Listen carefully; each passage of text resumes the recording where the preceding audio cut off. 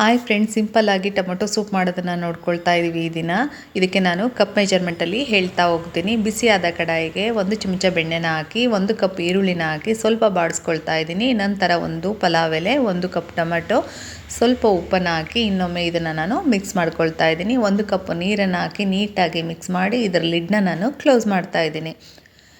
ಇದು ಬೆಂದ ನಂತರ ಇದರಿಂದ ಪಲಾವ್ ಎಲೆನ ತೆಗೆದು ಮಿಕ್ಸಿ ಮಾಡ್ಕೊಳ್ತಾ ಇದ್ದೀನಿ. ಮಿಶ್ರಣ ತುಂಬ ಸಣ್ಣದಾಗಿ ಇರಬೇಕು. ನಂತರ ಇದನ್ನು ನಾನು ಫಿಲ್ಟರ್ ಮಾಡ್ಕೊಳ್ತಾ ಇದ್ದೀನಿ.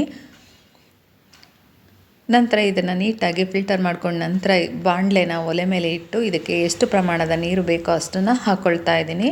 1 ಕಪ್ ನೀರನ್ನು ನಾನಿಲ್ಲಿ ಬಳಸ್ಕೊಂಡಿದ್ದೀನಿ. ನಂತರ ಇದನ್ನು ನೀಟಾಗಿ ಮಿಕ್ಸ್ ಮಾಡಿ ಇದಕ್ಕೆ ನಾನು 1 ಚಮಚ ಉಪ್ಪು,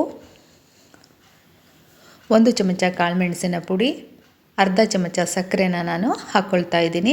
ಇನ್ನೊಮ್ಮೆ ಇದನ್ನು ನೀಟಾಗಿ ಮಿಕ್ಸ್ ಮಾಡಿ 1 ಕುದಿ ಬಂದ ನಂತರ ಇದನ್ನು ನಾನು ಸರ್ವಿಂಗ್ ಬೌಲ್ಗೆ ಸರ್ವ್ ಮಾಡ್ಕೊಳ್ತಾ ಇದ್ದೀನಿ. ಬ್ರೆಡ್ಡನ್ನು ತುಪ್ಪದಲ್ಲಿ ನೀಟಾಗಿ ಫ್ರೈ ಮಾಡಿ ಕಟ್ ಮಾಡಿ ಇದಕ್ಕೆ ನಾನು ಹಾಕ್ಕೊಳ್ತಾ ಇದ್ದೀನಿ.